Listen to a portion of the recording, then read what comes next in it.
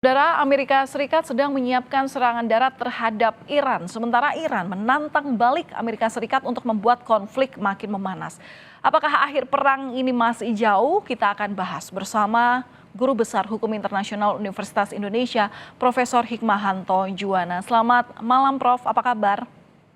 Selamat malam Valentina, kabar baik. Iya, kabar baik. Semoga selalu untuk profesor dan juga keluarga. Prof, ini kan Amerika Serikat siapkan skenario invasi darat di Iran. Nah, ini bagaimana Anda membaca peta kekuatan dari Amerika Serikat versus Iran ini?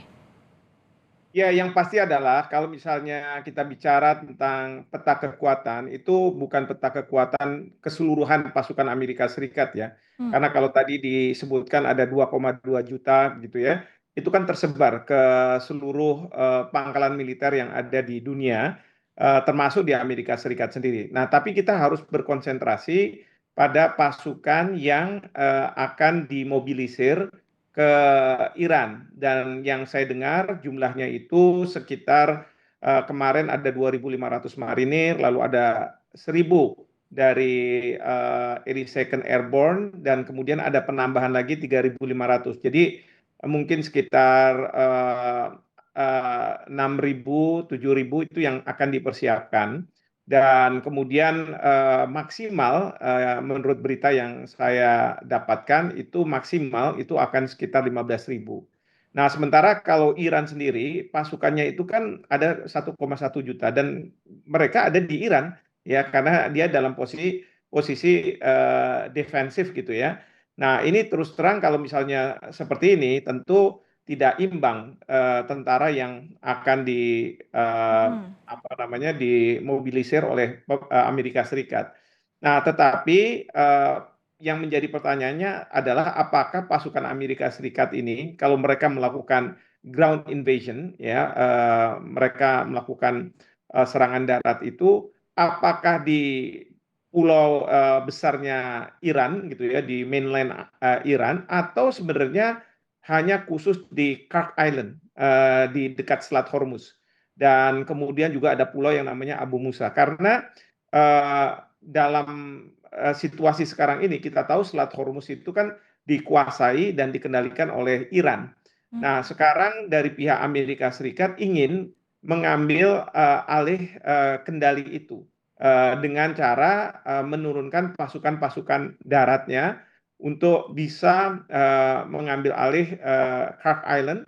Di situ memang fasilitas minyak Iran ada di sana gitu ya, dan mau dilumpuhkan karena kalau misalnya serangan udara ya tidak bisa secara detail katakanlah gitu melakukan serangan, tapi harus darat, dan kemudian juga di Abu Musa.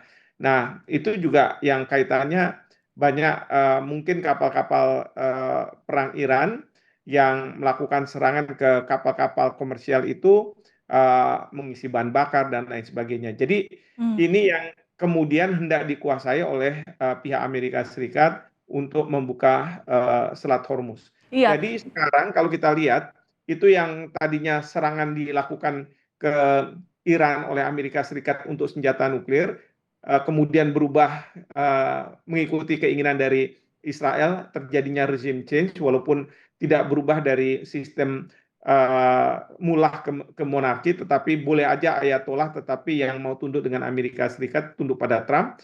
Dan sekarang sudah berubah lagi, fokusnya adalah bagaimana membuka Selat Hormuz, seperti itu. Oke, tadi Prof bilang bahwa kekuatan ini tidak imbang dalam peperangan ini. Kemudian dalam skenario yang akan dilakukan oleh Amerika Serikat jika memang invasi itu terjadi.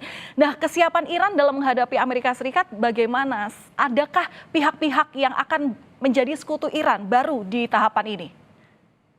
Yang pasti kalau misalnya berkaitan dengan ground forces, maka tidak ada yang akan membantu pihak Iran. Ya. Jadi Iran dengan pasukan daratnya, dia harus menghadapi eh, pasukan Amerika Serikat gitu ya. Dan mereka sudah siap. Jadi berapapun jumlah yang katakanlah akan diturunkan oleh Amerika Serikat, dari pihak Iran akan lebih mudah melakukan mobilisasi katakanlah untuk ke Kirk Island atau misalnya ke Abu Musa, hadir di sana dan menghadapi prajurit-prajurit Amerika Serikat. Dan kalau kita lihat dari pernyataan-pernyataan dari Kementerian Pertahanan di Iran, mereka mengatakan bahwa kita sudah siap, bahkan kita akan tanda kutip ya menjadikan neraka bagi para prajurit Amerika Serikat. Jadi kalau dari kesiapan dari Iran, ya mereka sudah siap dan ini mereka mungkin yang mereka tunggu-tunggu karena selama ini serangan-serangan ke Iran dan balasannya juga dari Iran itu eh, lebih banyak ke airstrike. Jadi serangan udara, apakah dengan pesawat tempur, dengan rudal, dengan drone gitu ya, tetapi tidak ke dengan pasukan darat seperti itu. Oke, Prof, ini kan sebenarnya memang secara keras ya Amerika Serikat itu menyiapkan skenario invasi darat ke Iran, tapi sampai sekarang Trump belum memiliki keputusan terkait hal ini. Padahal sebelumnya ini Trump juga sempat menyatakan bahwa sedang ada proses diskusi dan hasilnya positif. Nah, ini berarti ada perhitungan yang benar-benar diperhitungkan oleh Amerika Serikat sebelum pernyataan ini kemudian menjadi nyata begitu. Ya, sebenarnya di Amerika Serikat sendiri di kabinet itu sepertinya ada perdebatan ya di internal antara Marco Rubio, Menteri Luar Negeri Amerika Serikat dengan Pete Hegseth, Menteri Perang. Karena kalau bagi Marco Rubio, dia mengatakan bahwa serangan udara oleh Amerika Serikat itu sudah cukup dan Iran dianggap sudah kalah dan kemudian Amerika Serikat akan segera memenangkan perang ini. Tapi dari Pete Hegseth, dia mengatakan bahwa harus ada persiapan untuk adanya serangan darat, ya. Dan akhirnya mereka sepakat bahwa memberikan kesempatan kepada Presiden Trump, kalau sewaktu-waktu, menurut keputusan dari Trump, memang diperlukan serangan darat, walaupun belum tentu itu juga dipakai, belum tentu. Mengingat perlu saya sampaikan di sini, tadi kan sudah disampaikan berita bahwa di Amerika Serikat ada demo besar-besaran terkait dengan perang dengan Iran. Ya. Nah, ini yang akan mempengaruhi Trump juga dalam mengambil keputusan karena dia tidak mau kalau misalnya pasukan darat dia terjunkan dan kemudian akan banyak korban nyawa dari pasukan darat ini. Karena ada 4, 5 orang, 6 orang, 10 orang, ya walaupun jumlahnya cuma bisa dihitung dengan jari. Kalau di Amerika Serikat itu menjadi permasalahan yang sangat besar, terutama sekali karena tujuan dari perang ini juga tidak jelas menurut rakyat Amerika Serikat. Jadi ada semacam resistensi dari pihak Trump, saya duga, untuk kemudian dia akan melakukan serangan darat. Ya, jadi dia akan konsisten dengan serangan udara sambil negosiasi terjadi, terutama pembukaan Selat Hormuz. Tetapi dari sisi Iran, dia kan sudah pandai nih. Dia terkait dengan Selat Hormuz karena dikuasai, dan kemudian negara-negara sekarang bernegosiasi dengan pihak Iran. Dan Iran sudah mengatakan hanya mereka yang bersahabat dengan Iran yang akan diberikan kesempatan untuk keluar dari Selat Hormuz.